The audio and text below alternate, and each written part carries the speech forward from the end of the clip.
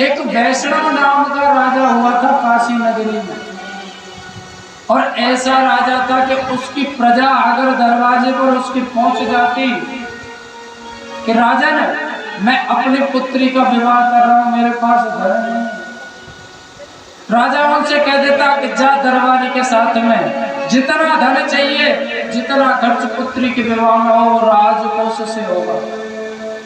राजा ने मेरे घर धन नहीं है या अन्न नहीं है, राजा के यहाँ पर सबके दरवाजे खुले हुए थे, किसी से मना नहीं करता था। ऐसा धर्मात्मा राजा था। अगर किसी से कुछ मांगने पे मिल जाए तो जो याचक होता है उसके मुख से एक आशीर्वाद निकलता है, भगवान आपका भला करे, यही निकलता है। जब राजा धन देता था, जिस वस्तु की आवश्यकता होती थी उसको देता था, तो प्रजा के लोग कहते थे भगवान आपको हमेशा खुश रखे, आपकी लंबी उम्र बढ़ाए। और जब भगवान का नाम आता था तो उसे चिढ़न हो जाती, धन मैं दे रहा हूँ, पालन पोषण में कर रहा हूँ, और ये भगवान को बीच में क्यों लाते हैं? भगवान होता क्या है? भगवान नहीं कुछ करता, जो कुछ करते हैं मेहनत से स्वयं करते हैं। दक्ष प्रजापति उनके मार्गदर्शक थे, वैष्णव राजा के मार्गदर्शक थे। वही दक्ष प्रजापति जो द्वेष करते थे भोलेनाथ से, लेकिन जब उनका उद्धार किया था, एक स्तुति पर उनको क्षमा किया था, बकरे का सिर लगाया था। वो कहते हैं राजा से, बोले राजन मुझे ऐसा लगता है कि जीवन में मैंने जो गलती की थी शायद उसे आप करोगे। आप इन काशी के भक्तों से क्यों इतना भेदभाव करते हो? मैं भी आपकी तरह था, सत्य कहूंगा, आप अपने सत्य मार्ग पर चलो। परमात्मा से वैर करने से कोई फायदा नहीं है, क्योंकि परमात्मा की लाठी में कभी आवाज नहीं होती, ये सत्य बात है। जिस दिन अभिमान तोड़ते हैं परमात्मा, कोई आवाज नहीं आती उनकी लाठी में, इसलिए परमात्मा से डरे। राजा बोला कैसी बात करते हो राजा ने, मैं साबित कर सकता हूं कि देवता कुछ नहीं कर सकते, भगवान कुछ नहीं कर सकते, केवल मनुष्य सब कुछ कर सकता है। कहते उस राजा ने एक बार यज्ञ किया था ब्रह्मा जी का। ब्रह्मा जी जब प्रसन्न हुए तो वरदान मांगने के लिए कहा, तो उनसे कहा कि इस मेरी काशी नगरी में जहां तक मेरा राजपाट है उसके अंदर कोई भी देवता नहीं होना चाहिए, कोई देवता नहीं चाहिए मुझे।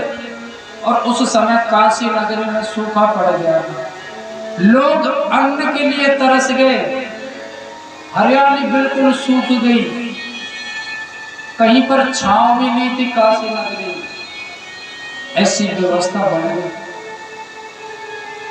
गाय भैंस दूध देती है, कुछ ना मिलने के कारण थोड़ा सा ही देती है। जिनके बच्चे हैं उनको वो दूध पिला देती है, एक दो समय में खुद भूखे रह जाते हैं काशी के वासी। इतना अकाल पड़ गया। माता पार्वती ने कहा भोलेनाथ से, बोले भोलेनाथ ये आपके हृदय पर कैसा आघात हुआ है, यहाँ सूखा पड़ गया, आपको जाकर के काशी वासियों की रक्षा करनी चाहिए। एक कन्या थी छोटी सी, अपनी कुटिया में गई माता के पास में, बोले माता दूध है क्या? बोले रखा है, थोड़ा सा पी लेना और कुछ बाद के लिए छोड़ देना, दोबारा भूख लगेगी तुझे तो और कुछ है।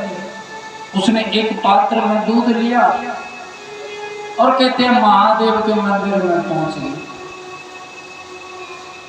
और वहीं से निकल करके जा रहे थे महादेव पार्वती वेश बनाकर, उसने दूध अर्पण कर दिया। जो कहते हैं खाने के लिए नहीं, अपनी भूख मिटाने के लिए, बच्ची की भूख मिटाने के लिए माता ने दूध रखा था, उसे वो ले जाकर के भोलेनाथ पर अर्पण करती है। भोलेनाथ जल्दी से आओ और इन काशी वासियों के दुख को हरो, कष्ट को करो, आपकी कृपा से वंचित हैं। बड़ा सुंदर भाव, हाथ जोड़ कर करके विनती करती है। भोलेनाथ के कानों में आवाज पहुंची, मंदिर में आ गए। उस कन्या ने देख करके प्रणाम किया। एक बुजुर्ग होने के नाते उनको पता थोड़ी ना था कि ये महादेव है। महादेव ने कहा, बेटी आप इसी नगरी से हो? हाँ बाबा, हम यहीं से। आप कौन हो, कहाँ जा रहे हो? बोले हम तीर्थ यात्रा के लिए निकले हैं।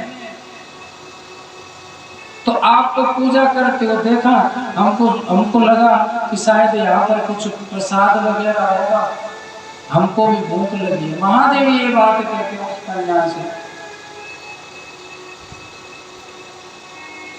कन्या ने कहा,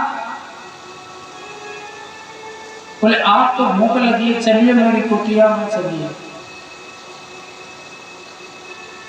माता पार्वती ने कहा, बोले नहीं बेटी, हमको यहाँ पर विश्राम नहीं करना है, आज यहाँ से हम कल जाएंगे। कहते हैं ना, भोलेनाथ किसी भी रूप में आ सकते हैं। उस बेटी की परीक्षा लेना कि इसकी भक्ति कितनी प्रबल है और ये भक्ति में कहाँ तक दृढ़ संकल्प है इसका, कहाँ तक रुक सकती है। अगर आप चाहो तो बेटी हम आपके घर रुक सकते हैं इस काशी नगरी में, हमारा तो कोई जान पहचान वाला नहीं। और आपने भोलेनाथ को दूध चढ़ाया, ये तो पत्थर है। और हम इस काशी नगरी में आए तो हमने देखा कि कहीं पर खेती बाड़ी हरियाली तो है ही नहीं। मुझे लगता है आपकी काशी में अकाल पड़ा हुआ है। कैसे रहते होंगे लोग? कन्या के आंसू आए, लेकिन अंदर ही अंदर उन आंसुओं को पी गई। उसने बताया नहीं। कहते हैं कि हर किसी के सामने अपना दुख नहीं रोना चाहिए। अपने सामने, किसी के सामने अपना दुख नहीं रोना चाहिए, क्योंकि दुख का कोई भी साथी नहीं है। उस समय पर आपसे हाँ जी हजूर जरूर कह सकते हैं, लेकिन वही दुख सुनने वाले आपकी पीठ फिरने के बाद में आपकी हंसी उड़ाते हैं। अगर दूसरे को पता चल जाए कि इसके पास में कुछ नहीं है और आप उससे अगर 500 रुपए भी मांगोगे ना, जबकि वो धनाढ्य, मना करने के चांस 90% रहते हैं। क्या पता ना ये दे पाएगा या नहीं दे पाएगा। तो कहते हैं ना, गरीबी के, अमीरी के तो सब साथी होते हैं, गरीबी का कोई साथ नहीं होता। लेकिन वो कन्या कहती है, आप चिंता ना करें, हमारे घर में भोलेनाथ विराजते हैं साक्षात, आप चलिए और विराजिए। और जबकि घर में दाना तक नहीं था, भोलेनाथ और माता पार्वती को लेकर के आ गई। घर में चारपाई बिछाई, कुटिया के अंदर झोपड़ी थी टूटी सी, उसमें बिठा दिया। माता और पिता दोनों भोलेनाथ की पूजा करने के लिए गए थे। और कहते हैं माता पिता जैसे ही लौट करके आए, दरवाजे पर ही मिल गई कन्या। बोले आज हमारे घर पर कोई बाबा है और एक मैया है, रात्रि के लिए शयन करना चाहते हैं, मुसाफिर है, प्रातः चले जाए। बेटी ये तो अच्छी बात है, क्योंकि अतिथियों का स्वागत करना चाहिए। संत महात्माओं का, बुजुर्गों का, ब्राह्मणों का स्वागत करना चाहिए।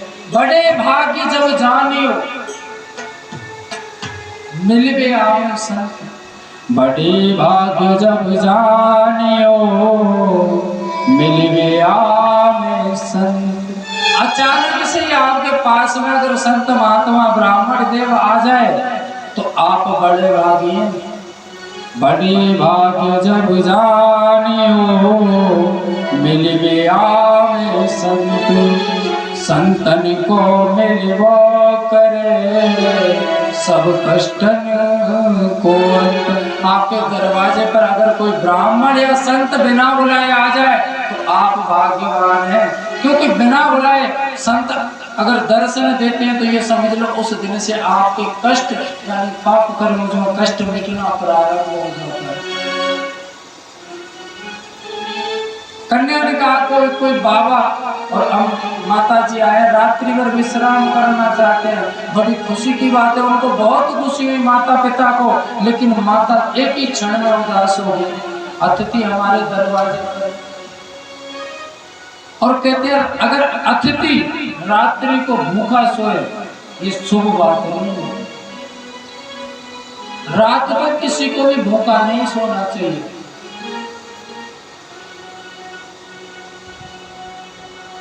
एकदम से उदास होगी, घर में दाना नहीं है, क्या किया? कन्या कह रही भैया तुम चिंता मत करो, महादेव ने कुछ न कुछ व्यवस्था की। जैसे हमने कहा था ना, प्रथम दिवस मैया दुखी हो रही थी, मैंने कि आप बिल्कुल भी चिंता ना करें, आज तो प्रथम दिवस है, भोलेनाथ की कथा है, 7वें दिन सब यहाँ पर आ जाएंगे और वही दृश्य आप इस गंगा सागर चौराहे में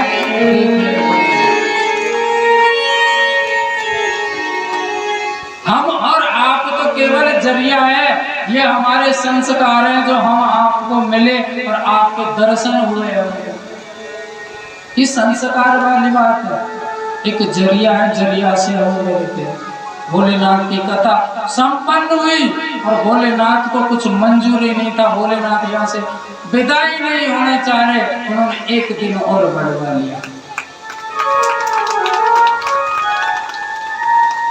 कन्या कहती है भैया चिंता मत कर, भोलेनाथ ने कुछ न कुछ तो व्यवस्था की होगी। और कहते हैं जैसे ही माता पिता अंदर कुटिया में प्रवेश किया, भोलेनाथ को तुरंत पहचान लिया, चरणों में गिर पड़े और कहते हैं आंखों में आंसू ला करके उनके चरणों का प्रक्षालन किया।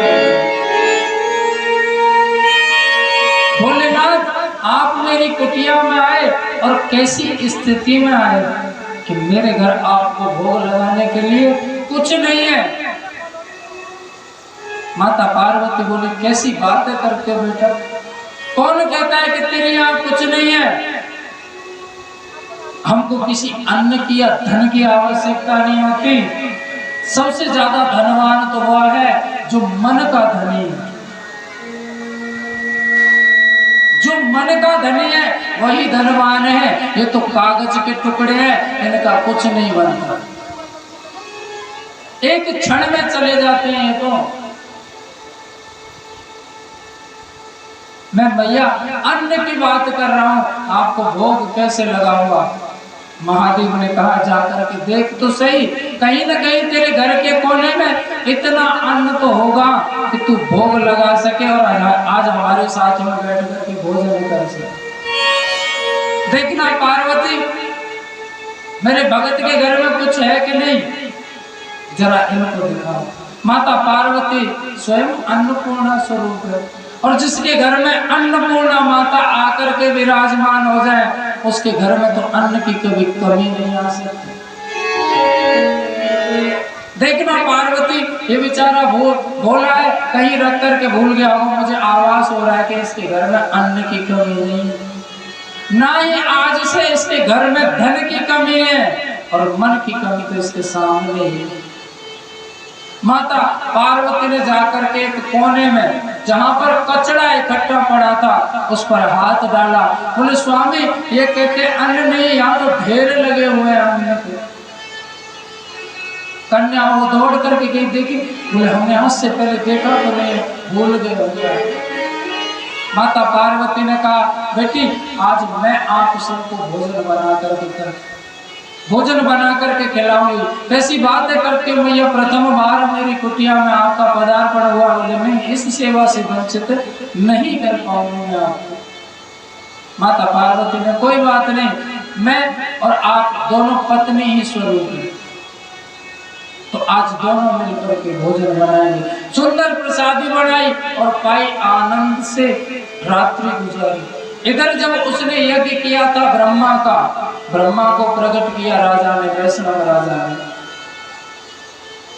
वरदान मांगने के लिए कहा ब्रह्मा जी ने, तो ब्रह्मा जी से कहा बोले आज के बाद में मेरी काशी में किसी देवता की आवश्यकता ना हो, मेरी काशी में कोई देवता नहीं आना चाहिए। अगर इस काशी में कोई देवता है तो वो मेरे अभी इसी क्षण बाहर हो जाना चाहिए। ब्रह्मा ने कहा ठीक है। ब्रह्मा ने कह दिया ठीक है, अभी आपकी काशी में भोलेनाथ और माता पार्वती है, उनको निकालो इस काशी नगरी से। ऐसा हटी राजा ब्रह्मा जी को लेकर के वहीं पहुंच गए जहां पर भोलेनाथ और माता पार्वती थे, और हाथ जोड़ करके प्रणाम किया पहले तो भोलेनाथ को, और फिर कहा कि प्रभु आप पधारिए और आज के बाद में मेरी काशी में आने की आवश्यकता नहीं है। माता पार्वती को क्रोध आया, कैसा दुष्ट व्यक्ति है ये, काशी कोई साधारण नगरी है, ये मेरे प्रभु का वक्ष स्थल है, हृदय है, और ये कहता है कि काशी से निकल जाओ। ऐसा दुष्ट आत्मा। नहीं, पार्वती इशारा कर दिया, जो कुछ होता है वो पूर्व निर्धारित होता है। देखना इस काशी नगरी में कैसी लहर आने वाली है। चलो चलते हैं, हमको चलना चाहिए।